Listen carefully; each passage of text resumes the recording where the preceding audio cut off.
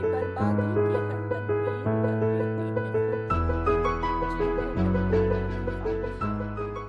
ہیں۔ میں آپ کو جرمنی میں پاکستانی ادب اور ثقافت کے فروغ کے لیے ایک ریڈیو چینل اور ویب میگزین شروع کرنے پہ مبارکباد پیش کرتی ہوں۔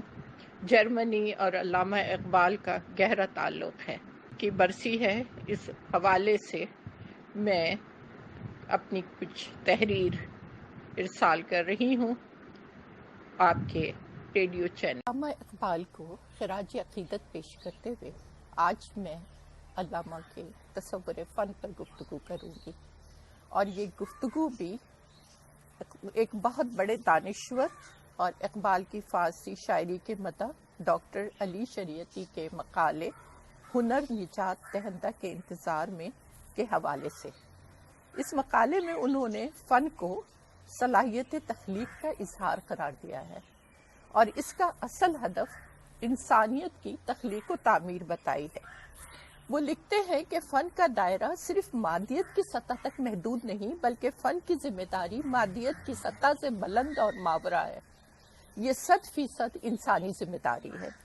اسی مقالے میں ڈاکٹر شریعتی نے یہ سوال بھی اٹھایا کہ اپنی خودی سے ہم کیا مراد لیتے ہیں، اور اس کا جواب یوں پیش کیا: مسئلہ یہ نہیں کہ ہم خود اپنی قومی اور ملی تشخص کی تلاش کریں یا نہ کریں، اب مسئلہ یہ ہے کہ ہم عصر حاضر کی نگاہ سے خود اپنے آپ کو پہچانیں اور عہد جدید کے تناظر میں اپنے انسانی، علمی، ثقافتی ورثے اور امکانات کا عملی اور سائنٹیفک مطالعہ کریں۔ اس ضمن میں فنون کا مطالعہ خصوصی اہمیت اور توجہ کا طالب ہے۔ علی شریعتی کے ان الفاظ کی روشنی میں جب ہم علامہ اقبال کے تصور فن کو دیکھتے ہیں تو ہمیں دونوں مفکرین میں حیرت انگیز فکری ہم آہنگی نظر۔ اقبال نے مرقع چغتائی کے دیباچے میں لکھا ہے: مجھے جو کچھ کہنا ہے اس کا حاصل بس اس قدر ہے کہ میں سارے فنون لطیفہ کو زندگی اور خودی کے تابع سمجھتا ہوں۔ عرصہ ہوا میں نے اس باب میں اپنے نقطۂ نظر کا اظہار 1914 اپنی مثنوی اسرار خودی میں کیا تھا۔ اس کے تقریباً 12 سال بعد زبور عجم کے آخری نظم میں بھی اسی زاویہ نگاہ کی ترجمانی کی ہے۔ میں نے اس نظم میں ایک ایسے صاحب فن کی معنوی تحریک کا خاکہ پیش کرنے کی کوشش کی ہے جس کے اندر محبت، جلال اور جمال کی جامعیت کی صورت میں ظہور پذیر ہوتی ہے۔ دل بری بے قاہری جادوگری است، دل بری با قاہری پیغمبری است۔ دیباچہ مرقع چغتائی میں علامہ اقبال نے فنون لطیفہ میں مسلمانوں کا کمال فن تعمیر کو قرار دیا ہے۔ انہوں نے ہندوستان اور اندلس کی عمارتوں کے بارے میں اپنے مشاہدات کو بیان کیا ہے۔ دہلی کے قدیم سلطانوں کے فن تعمیر میں انہیں خودی کی نمود نظر آئی۔ ایبک اور سوری کے فن کو دلبری با قاہری اور تاج محل کو دلبری بے قاہری گردانا ہے کہ وہاں عشق کے جذبے کو ابھارا گیا ہے۔ مسجد قرطبہ کو دیکھ کر علامہ اقبال پر جو اثر ہوا ہے، اس نے ایک شاہکار نظم تخلیق کروائی جو خود فن کا بہترین نمونہ ہے اور تصویر فن کی تفہیم کا وسیلہ بھی۔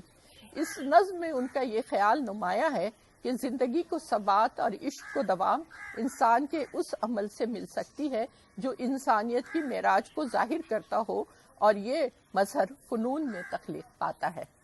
اول و آخر فنا، باطن و ظاہر فنا، نقش کہن ہو کہ نو، منزل آخر فنا ہے، مگر اس نقش میں رنگ سوات دوام، جس کو کیا ہو کسی مرد خدا نے تمام۔ مرد خدا کا عمل عشق سے صاحب فروغ، عشق ہے اصل حیات، موت ہے اس پر حرام، تند و سبک سیر ہے گرچہ زمانے کی رو، عشق خود ایک سیل ہے سیل کو لیتا ہے تھام، عشق کی تقویم میں عصر روا کے سوا اور زمانے بھی ہیں جن کا نہیں کوئی نام۔ اسلامی فنون لطیفہ میں اقبال نے سوائے فن تعمیر کے استثناء کے موسیقی، مصوری بلکہ کسی حد تک شاعری کو بھی ہنوز ظہور کا طالب قرار دیا ہے۔ ان کے خیال میں یہ فنون اس وقت تک اظہار کی وہ تاثیر نہیں پا سکتے جب تک فنکار کا دل اس سوچ سے معمور نہ ہو جو دوسروں کے دل پر اثر پذیر ہو سکے۔ اگر اس میں اتنی صلاحیت ہے کہ وہ اپنے نغمے یا تصویر سے لوگوں کے دل لبھا سکے تو اس کی یہ تخلیقی تحریک چنگیز خان سرود میں یہ خیال پوری شعری جمالیات کے ساتھ اظہار پا رہا ہے۔ اس کا پہلا اور آخری شعر سنیے۔ آیا کہاں سے نالے نعمے سرود میں، اصل اس کی نئے نواز کا دل ہے کہ چوبنے، جس روز دل کے رمز مغنی سمجھ گیا، سمجھو تمام مرحلہ ہائے ہنر ہے طے۔ اقبال اس رمز سے صرف آگاہی نہیں تھے بلکہ اس پر عمل پیرا بھی تھے، اور انہوں نے جس فکر کا اظہار دیباچے میں کیا اسے اپنی شاعری میں برت کے بھی دکھایا، پورے سلیقے کے ساتھ بیان بھی کیا۔ نظم اہل ہنر کا ایک شعر ہے، تیری خودی کا غیاب مارکہ ذکر و فکر، تیری خودی کا حضور عالم شعر و سرود۔ آخر میں اقبال کے فن شاعری کو ڈاکٹر علی شریعتی کے الفاظ میں ہی بیان کروں گی۔ وہ لکھتے ہیں کہ اقبال کی گوناگو صفات میں ایک شاعری ہے، ان کی دیگر حیثیتوں کے مقابلے میں ہنر شاعری کا وزن بظاہر ہلکا ہونا چاہیے تھا، مگر ایسا نہ ہوا۔ یہ بات دراصل ہر شخص کے ہنر و فن کے ساتھ مخصوص ہے کہ وہ اسے عروج دلوائے یا پستی۔